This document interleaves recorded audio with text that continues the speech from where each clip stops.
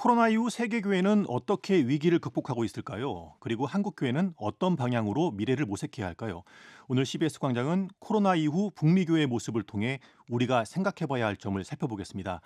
미국 미성대 총장이자 선교적 교회 연합 회장을 맡고 있는 이상훈 총장님 모셨습니다. 총장님 안녕하세요. 네, 예, 안녕하세요. 이렇게 오셨으니까 간단하게 본인 소개해 주시죠. 네, 안녕하십니까. 지금 소개해 주신 것처럼 저 미국에 살고 있고 어메리카 이벤젤컬 유니버시티라고 하는 대학교의 총장으로 섬기고 있습니다. 그리고 미셔널 처치 얼라이언스라고 하는 미카로 저희가 이야기하는데요. 미카라고 하는 단체를 조직해서 대표로 있고 또 요즘 한국에서 프레시 무브먼트라고 해서 프레시 컨퍼런스도 하고 또 리더스 게더링도 하고 있는데 거기도 공동 대표로 섬기고 있습니다. 예, 미카에서 활동하신다는 말씀하셨는데 이 선교적 교회 연합 회장으로서 이게 컨퍼런스를 하고 계세요. 지금 프레시 컨퍼런스 이것은 이제 네네. 경기도 안양에 있는 세중앙교회 네. 중심으로 진행되는 컨퍼런스죠.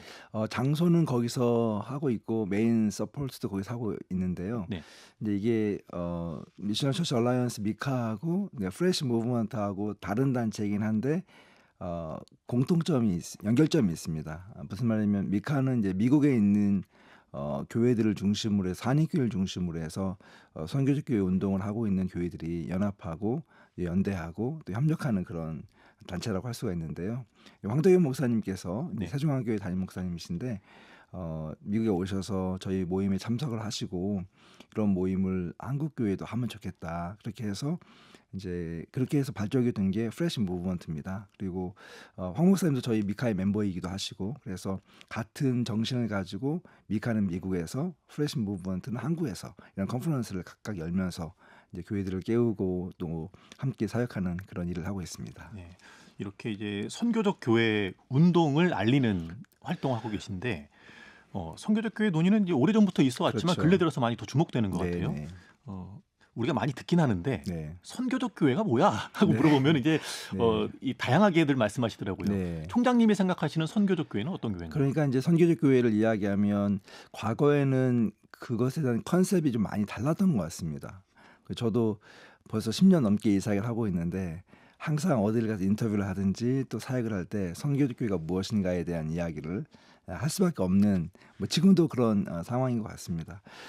예전에는 좀 다양한 사역적인 모델을 중심으로 해서 선교적 교회를 논의하고 이해하려고 했던 것 같아요. 그러니까 기성교회와는 좀 다른 차별화된 독특하고 또 어떤 창조적인 그런 사역들을 가지고 선교적 교회로 보는 경향이 강했다고 보는데요.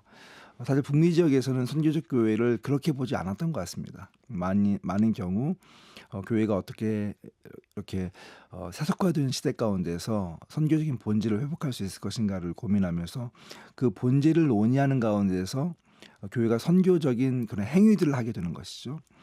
그것을 하기 위해서는 성도들의 의식이 바뀌어야 되고 또한 정체성이 바뀌어야 되는데 그 중심에 선교사로서의 부르심과 보내심에 대한 중심이 있는 것 같아요. 그래서 선교적 교회를 추구하는 많은 교회들은 어떤 사역의 형태, 왓이 아니라 성도들의 정체성, 내가 누구인가, 아이덴티티에 대한 문제를 다루고 우리가 선교적인 부르심을 받은 선교사로서 하나님 앞에 나아가고 그런 선교사들이 모인 공동체가 교회라고 하는 것이죠.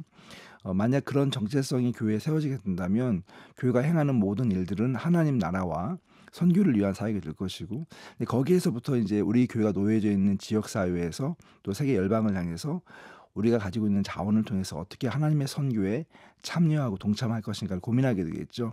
그러다 보니까 교회가 놓여져 있는 지역이 다르고 또 함께 구성하는 구성원들이 다르기 때문에 각각 교회마다 독특한 사역을 하게 됩니다. 그래서 이 사역이 선교적 교회로서 창의적 사역으로 이어지게 되는데 한국 교회는 조금 제가 보면서 아쉬웠던 것이 뭐냐면 모델을 먼저 추구하다 보니까 네.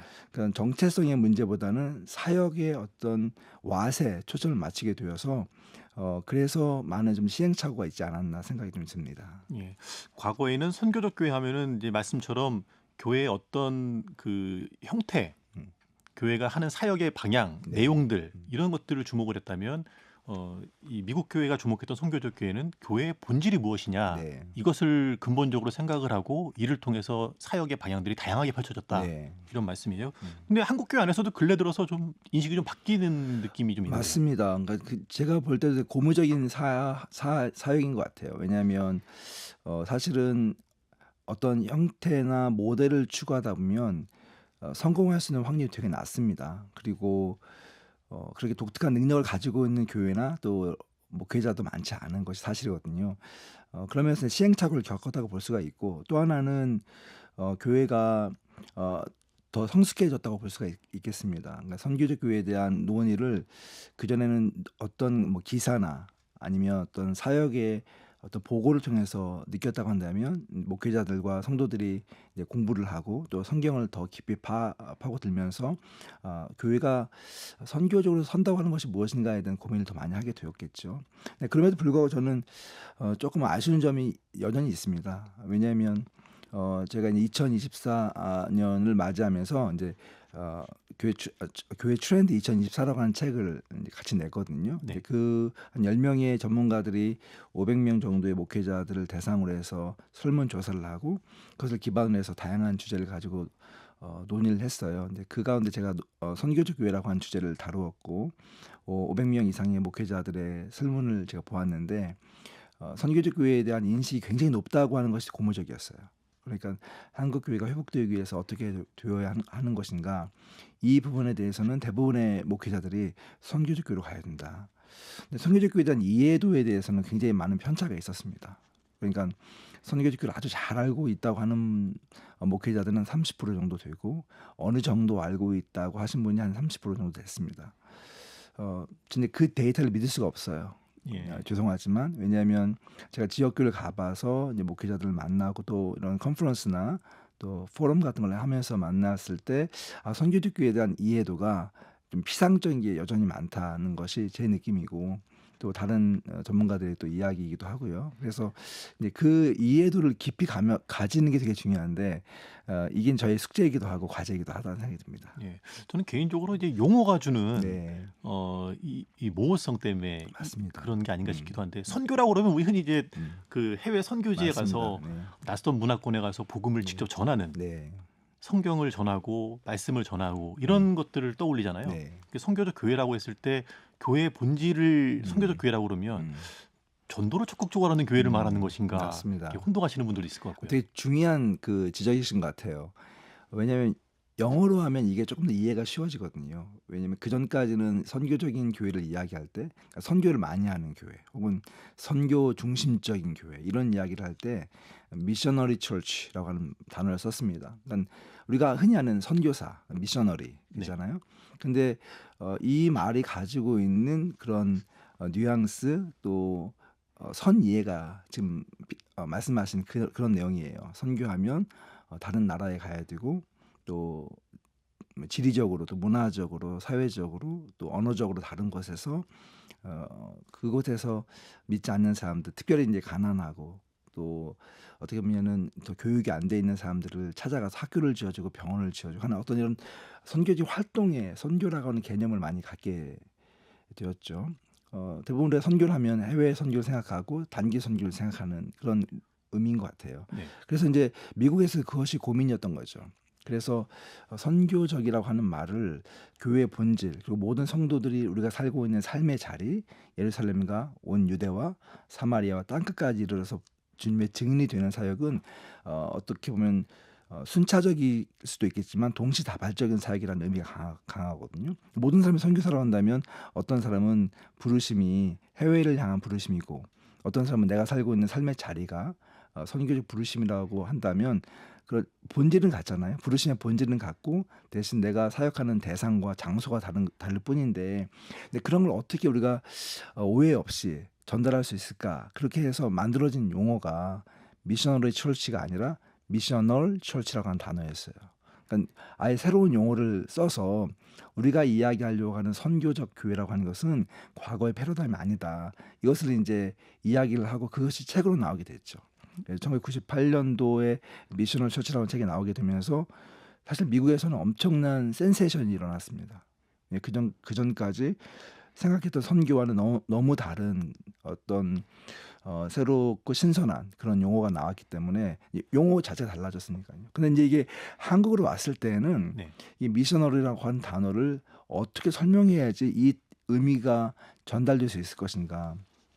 그래서 어떤 분들은 이제 초창기 이 선교육교를 소개했던 분들은 미션 얼이라고 하는 단어를 사용하기도 하셨어요. 좀 굉장히 좋은 의도라고 생각합니다. 왜냐하면 정신이 선교적이어야 된다. 그러면서 이제 한국적인 그런 토양에서의 선교적 교회를 논의하려고 많이 노력을 하신 것도 있었죠. 네. 근데 여전히 그럼에도 불구하고 이제 선교적 교회에 대한 이런 과정들을 잘 모르시는 분들은 과거의 선교적인 어떤 행위 또 사역 이런 것과 결부시켜서 생각하는 경향성이 강하기 때문에 이게 좀 우리에게 있어 넘어와야 될 고개이기도 하다는 생각이 들어요.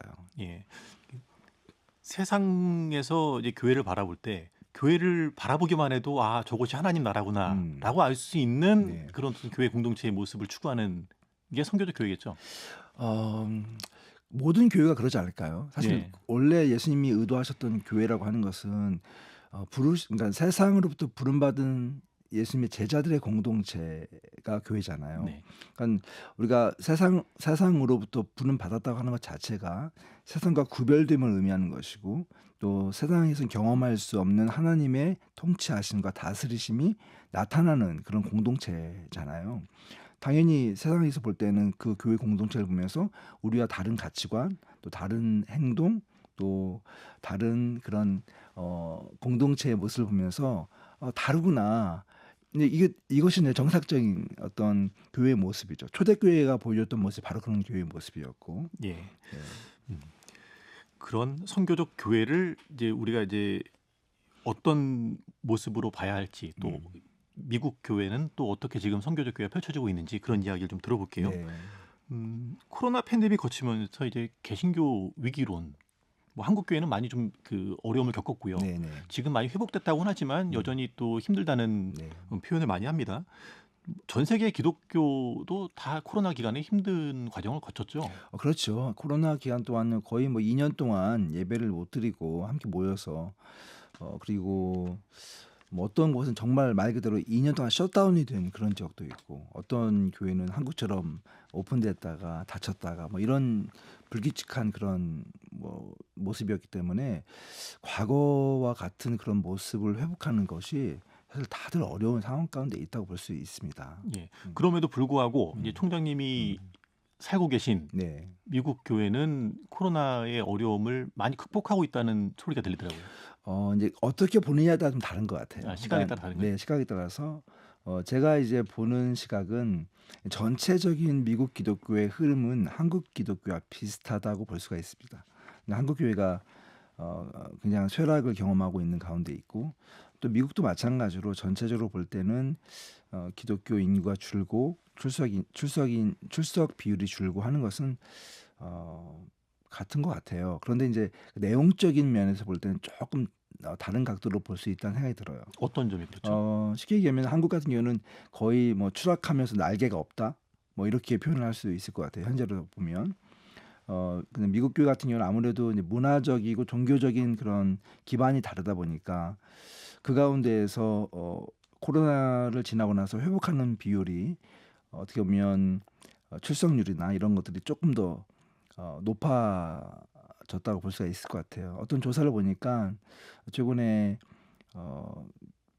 출석률, 그러니까 현장 예배 출석률은 조금 줄긴 했지만 온라인 출석까지 합치면 팬데믹 이전 2019년도보다 높아졌다 이렇게 하는 통계도 봤고요. 제가 오히려 더 높은 네, 그렇게 수치가 나오나요? 예. 네, 좀 최근에는 이제 보니까 다시 온라인은 좀 줄어들고 있고 현장 예배가 좀 늘어나고 있는 이런 추세가 있고요. 그리고 이제 실제로 주변에 있는 교회들을 이제 계속 가서 연구해 보면 건강성이 좀 있는 교회들, 그 전에도 이미 좋은 평판을 가지고 있고 건강한 교회들은 거의 한 90%에서 100% 이렇게 회복이 된 교회들이 굉장히 많이 있는 것을 좀 보게 되었어요. 그래서 그러니까 큰 흐름 가운데 세속화와 이런 포스트 모던 또 뭐 기술의 발전 이런 걸 통해서 교회가 세상에 미칠 수 있는 영향력이 점차적으로 감소하고 있는 것은 사실이고 또 주변부로 밀려나가고 있는 그런 상황을 사실은 전 세계적인 현상이라고 볼 수가 있을 것 같아요. 그러니까 특히 서구화된 사회에서는 그렇지만 그것을 저항하는 저항의 정도나 또 교회가 사회에 미치는 그런 영향력 같은 것을 보게 될 때는 한국 교회는 너무 급속도로 떨어지고 있잖아요, 지금요. 뭐 10년 전과 비교해 보면 상상할 수 없을 정도로 한국 교회는 그렇게 지금 모든 사람들의 어떻게 보면 불신자들뿐만 아니라 교회 내부에 있는 분들조차도 회의론에 굉장히 많이 빠져 있는 것인데 다행히 이제 미국 교회 같은 경우는 이런 상황 가운데서 교회에 대한 신뢰도라든가 또 평판 같은 것들이 그렇게 막 나빠지진 않았다. 네. 그것이 이제 한국 사회와 달리 이 미국 사회는 이제 기독교 문화를 그렇죠. 바탕으로 이제 세워진 나라이니 그렇죠. 그런 변화가 좀 회복이 좀 빨랐다. 네. 이런 해석이신데 네. 근데 단지 문화적 토양이 그렇다고 해서 이렇게 한국 교회와 달리 빠른 회복을 보였을까? 교회는 좀 변화를 안 보였을까? 노력하지 않았을까? 네. 이런 생각도 해보는데요. 굉장히 중요한 지적이라는 생각이 들어요. 그러니까 문화적으로나 종교적으로 놓고 보았을 때 미국 교회가 한국 교회보다는 조금 더 좋은 위치에 있는 것은 사실입니다.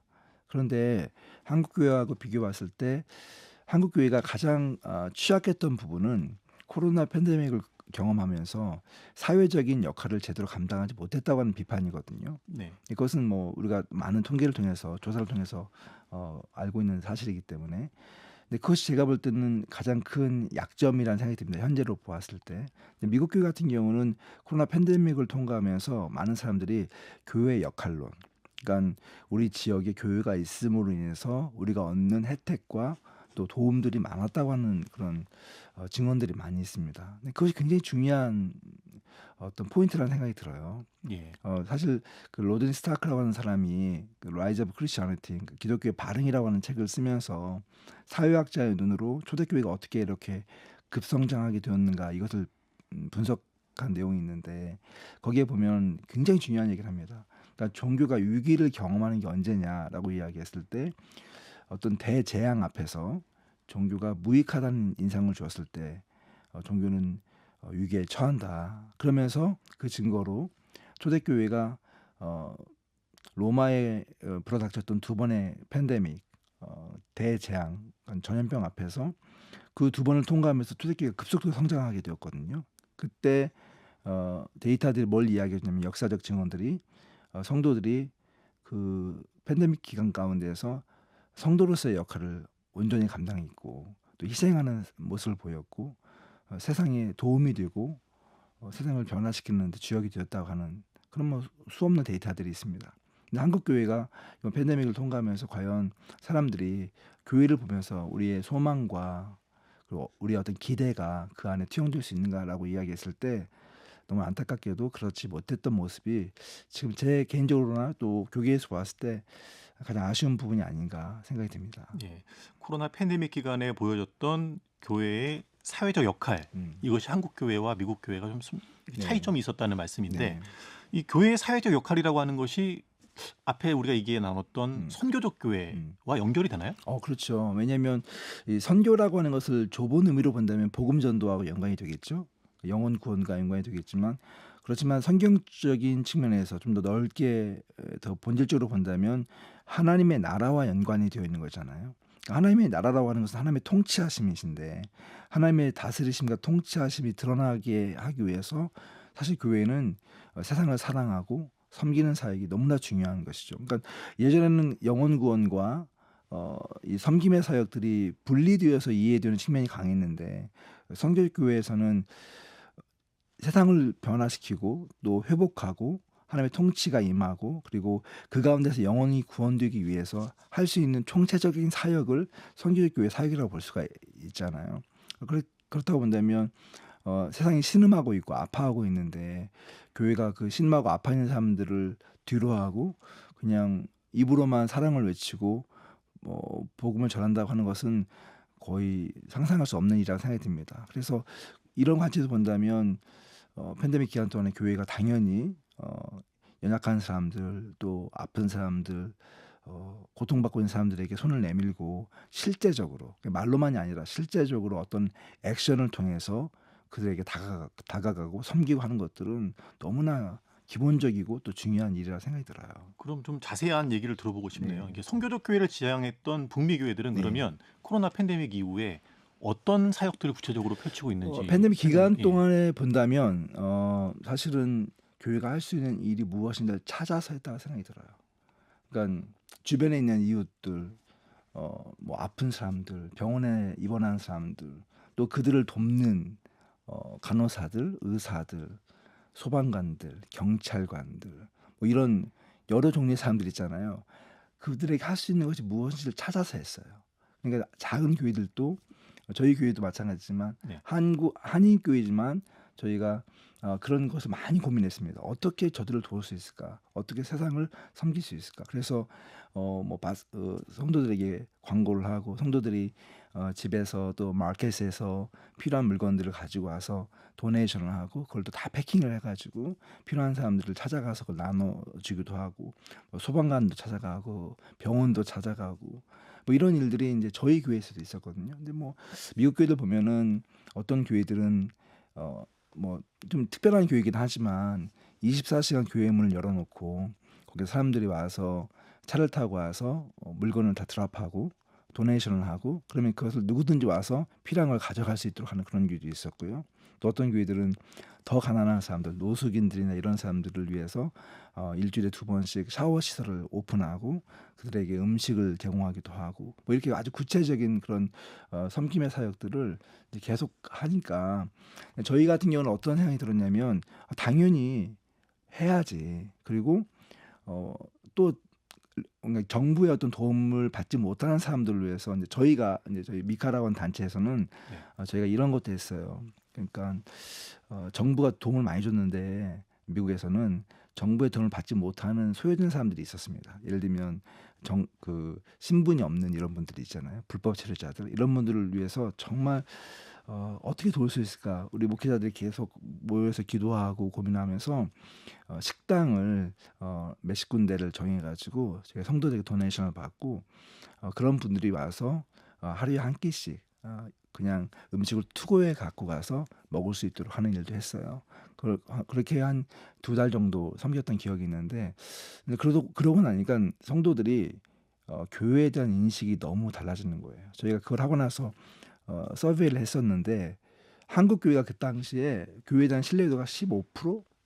그러면 10% 미만 떨어지고 막 이럴 때였거든요. 네. 이 북미주에 있는 2,000명을 대상으로 저희가 설문조사를 했는데 약 67%에서 70%의 성도들이 교회에 대해서 그 전보다 훨씬 더 자부심을 느끼고 자랑스럽다 이런 얘기를 했어요. 저는 그걸 보면서 우리의 예죠. 우리가 이렇게 작은 그런 섬김을 했는데 이것이 성도들에게 도전이 되고 또 그 성도들이 증언을 하잖아요. 그러면서 이제 사회적인 그런 어떤 효과를 실제적으로 본 그런 예도 있었습니다. 예. 코로나 팬데믹 한 3년 정도의 기간이었는데 네. 그 기간 동안에 교회가 지역 사회에서 뭘 도와줄 수 있을까를 찾아서 했다라는 그렇죠. 말씀이에요. 네, 네. 근데 그 이후에 일상이 음, 지금 회복이 됐잖아요. 맞아요. 네. 우리의 일상이 회복된 뒤에는 음, 이제 북미 교회들은 음. 어떻게 선교적 두 가지 교회를 트랙이 실천하고 있다고 있나요? 저는 예. 봐요. 네. 하나는 뭐냐면 아무리 그래도 이제 교회 자체가 많이 타격을 받았기 때문에 어떻게 교회가 회복될 것인가 여기에 되게 초점을 많이 맞췄어요. 그리고 이제 예배의 회복, 또 모임의 회복 이런 것들에 대해서 굉장히 많이 강조를 했는데 그런 측면에서 볼 때 교회들이 좀 창의적인 사역을 많이 하지 않았나 생각이 듭니다. 그러니까 어떤 모일 방식이요? 수 있는 예. 그런 거리를 많이 만드는 거예요.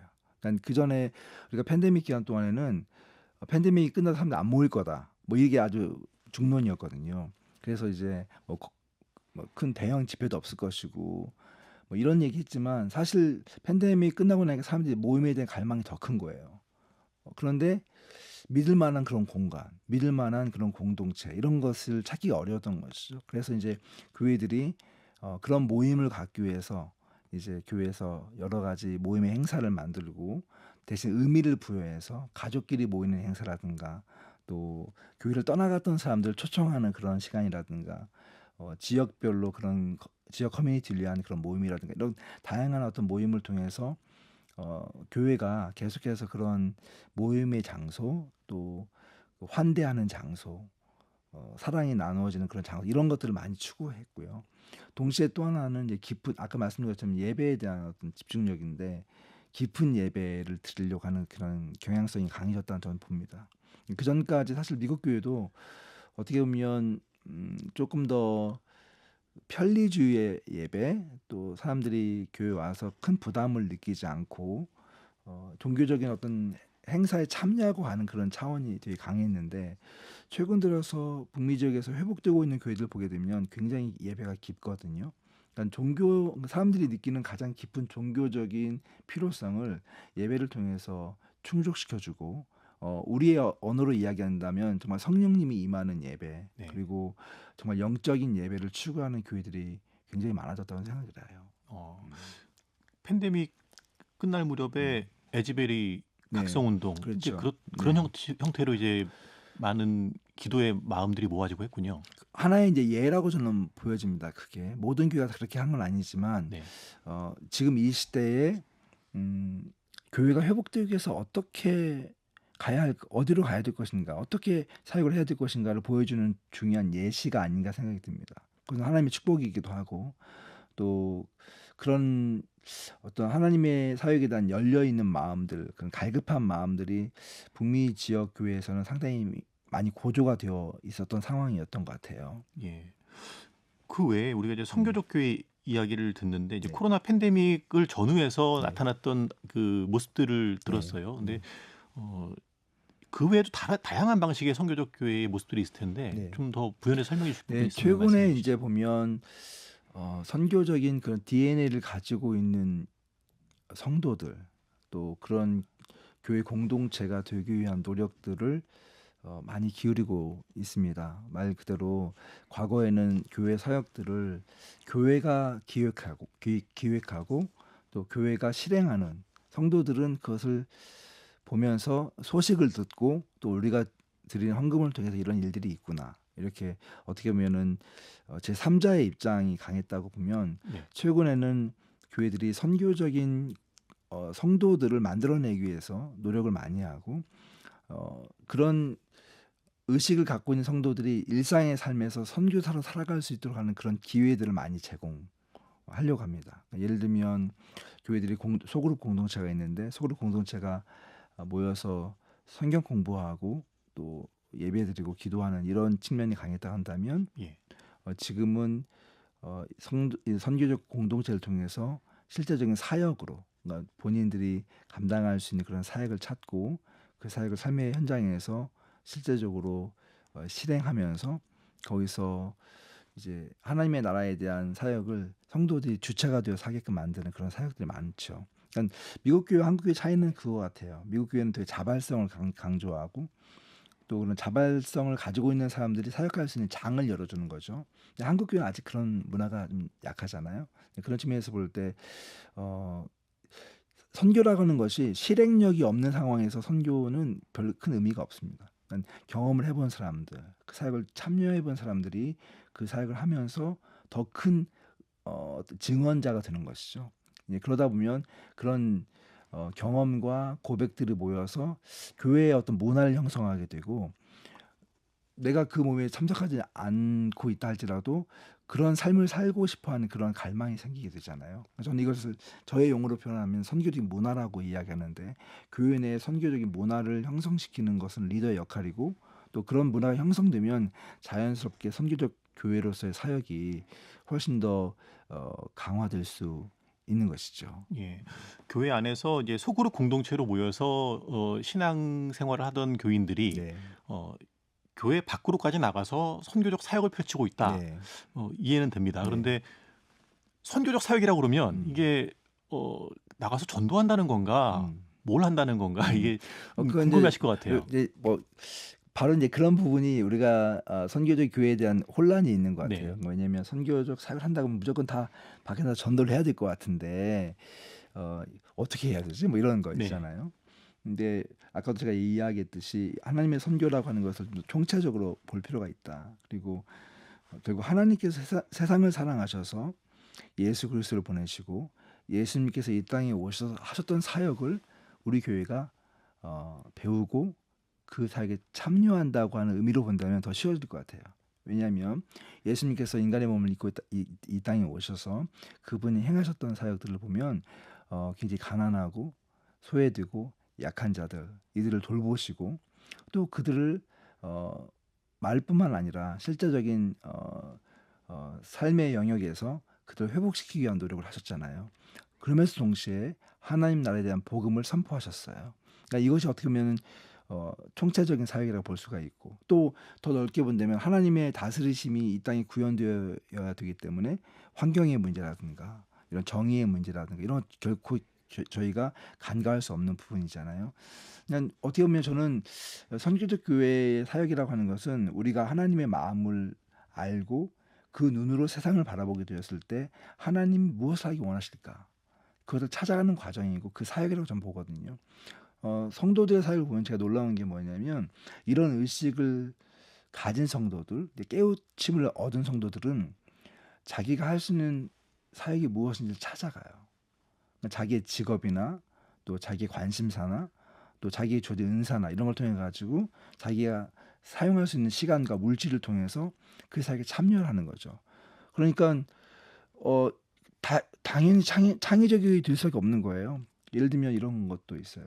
어떤 성도님들은 그 메시지를 듣고 은혜를 받고 나서 내가 제일 관심 있는 것이 환경의 문제라는 거예요. 네. 하나님의 하나님의 어떤 창조가 회복될 수 있는 그런 세상.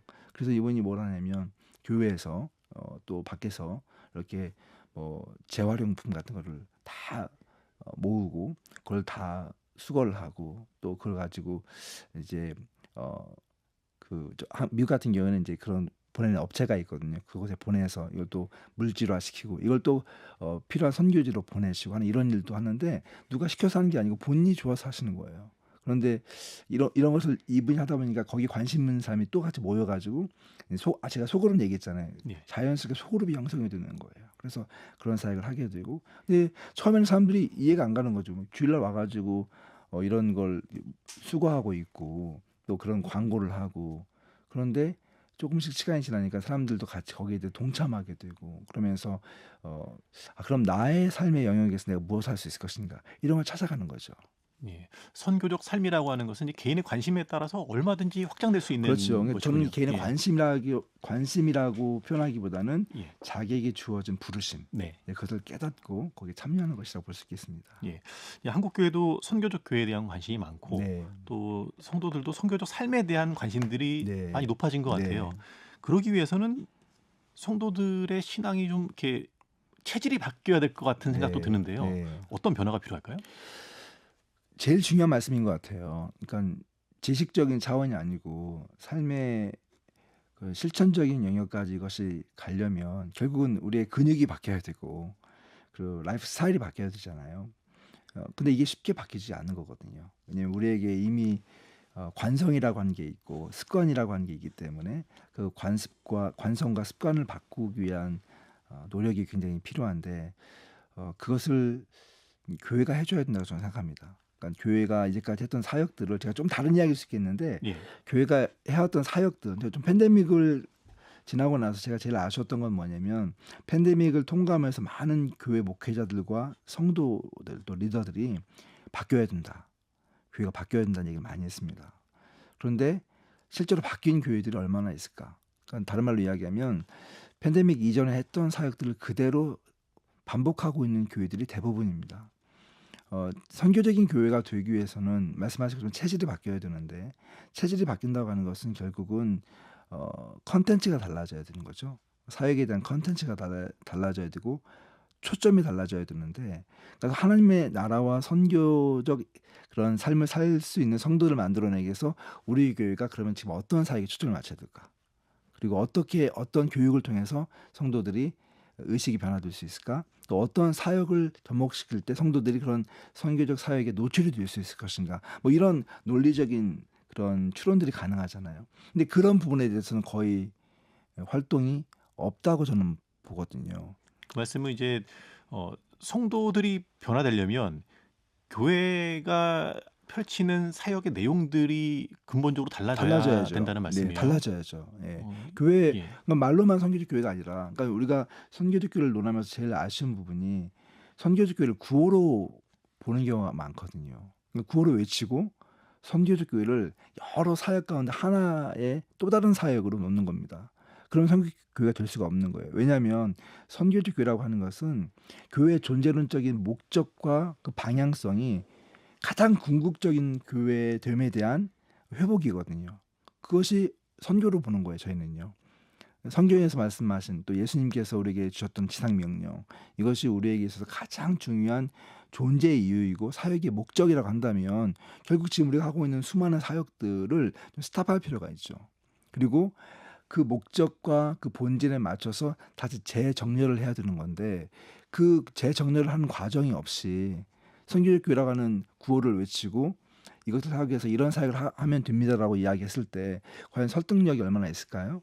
또 체질이 바뀔 수 있겠냐 하는 것이죠. 그러니까 체질을 바꾸기 위해서는 교육이 필요하고 또 훈련이 필요하고 실천이 필요하고 실험이 필요하고 그걸 가지고 다시 리프렉션을 해봐야 되고 또 그걸 가지고 다시 또 수정해서 궤도를 수정해서 다시 또 사역하는 것이 필요한데 이런 어떤 선순환적인 그런 사역적 그런 루프가 형성이 되어 있느냐라고 이야기했을 때 어, 선교교회에 대해서 좀 제가 아까 이야기했던 이해도가 좀 깊지 않다라고 하는 부분이 바로 이 부분입니다. 네. 네. 음. 아무래도 이제 아까 말씀처럼 한국 교회 성도들이 이게 북미 교회 성도들에 비해서 좀 수동적인 모습을 가지고 있으니 네. 교회가 선도적으로 방향을 좀 제시할 필요가 있다는 말씀이군요. 예, 좀이 아니고 많이 해야 확실하게 예. 확실하게 예. 근데 이제 각 교회마다 이제 교회가 위치해 있는 지역 사회가 다 다양하잖아요. 네. 뭐 지역 사회 어떤 경제적 상황도 다르고 네. 문화적 특징도 다르고요. 거기에 맞춰서 좀 구체적으로 교회들이 사역을 방향을 잡고 성도들과 함께 지역 사회에서 무엇을 할지를 찾아봐야 된다는 말씀일 텐데 네. 좀 예를 들어서 좀 설명을 해주시면 어떨까 싶은 생각이 듭니다. 그러니까 이것은 어떤 한 특별한 예로 우리가 드는 것보다는 그 교회 성도들의 구성원들이 어떤 사람들인지 그리고 또 그 교회가 어느 지역에 위치해 있는지가 되게 중요하다는 생각이 들어요. 그러니까 다른 말로 이야기하면 우리에게 주어진 자원이 무엇인지를 찾는 것이 되게 중요하거든요. 그러니까 만약 성도 10명이 모이는 이 작은 교회라고 했을 때 많은 경우에 목회자들은 성도님들은 우리 교회는 너무 작아서 선교적 교회가 안 돼. 이렇게 표현하거든요. 할 수 있는 역량이 없어. 그러나 좀 더 바꿔서 이야기한다면 그 10명이 모였을 때 할 수 있는 일이 있습니다. 10명이 할 수 있는 일이 있어요. 그러니까 그 일을 찾는 거죠. 제가 이제 봤던 어떤 한 교회 같은 경우는 진짜 말 그대로 10명이 모이는 교회예요. 국내에 있는 교회인가요? 아니죠. 이제 미국에 미국에 있는 있는 교회죠. 교회인가요? 예. 미국 교회인데 10명, 15명 정도 모이는 교회인데 제가 그 교회를 경험하고 이렇게 좋은 교회가 있을 수 있을까 할 정도로 엄청난 임프레션을 받았어요.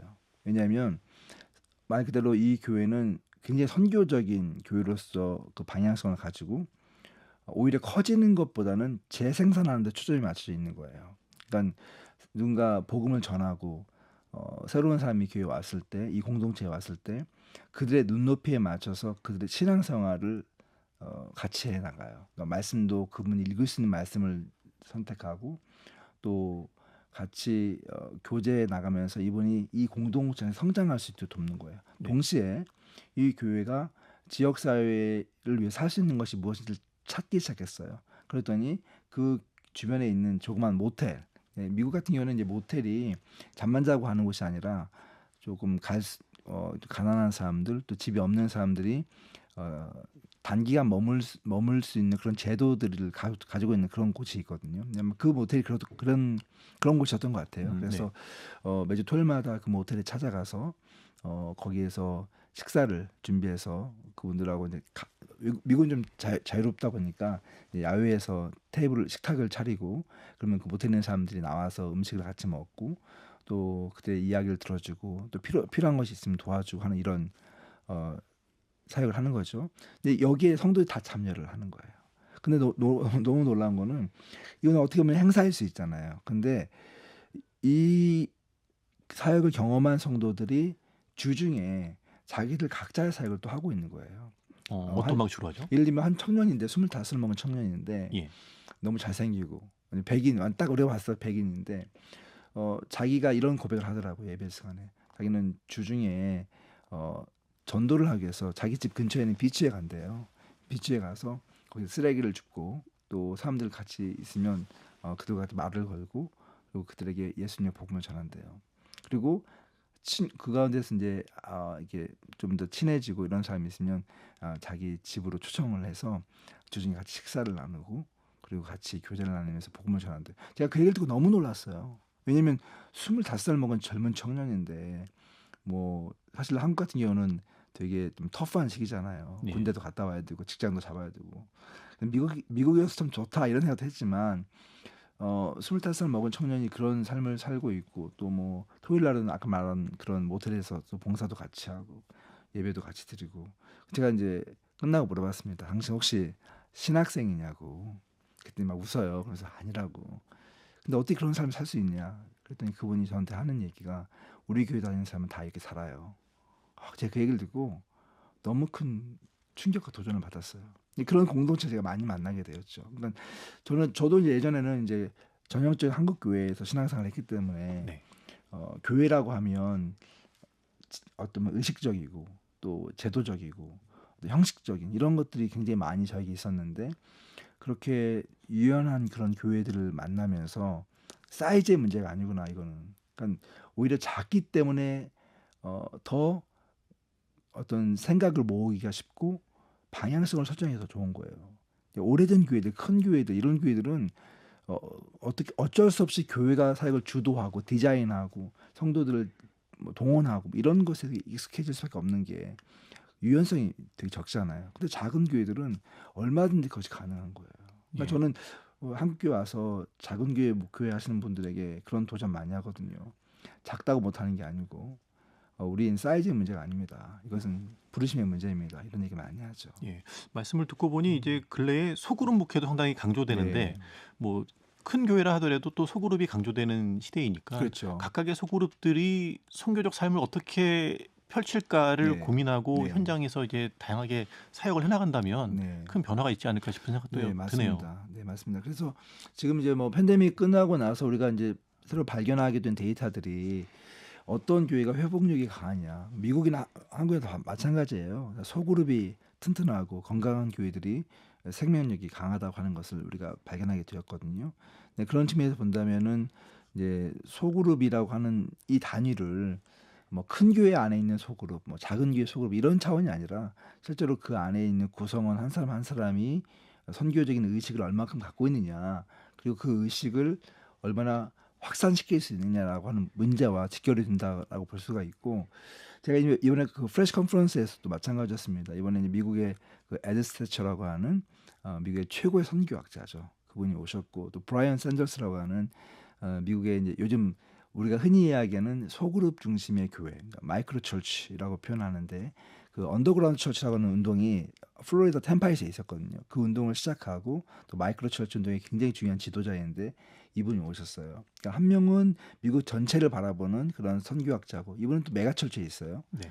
또 한 분은 가장 작은 단위의 교회에 소속돼 있으면서 그 운동을 하고 있는 분이 모셨는데 어프로치는 다르지만 핵심 메시지는 동일했어요. 이게 뭐냐면 작은 공동체 그리고 그 안에 있는 한 사람, 그러니까 성도 한 사람이 선교적인 의식을 가지고 살아가게 될 때 그 사람을 통해서 형성되는 소그룹과 그 사역들이 결국은 세상을 변화시키는 가장 중요한 동력이 된다라고 하는 것을 그분도 이야기하시더라고요. 그래서 예. 저도 물론 제가 초청을 했지만 그분들을 너무 감사했어요. 그러니까 이것이 사이즈의 문제가 아니라 아까 말씀드린 것처럼 결국 본질의 문제이고 부르심의 문제라고 하는 것을 우리가 좀 인식할 필요가 있습니다. 예. 미국과 한국 교회에서 선교적 교회 운동 펼치고 계신데 네.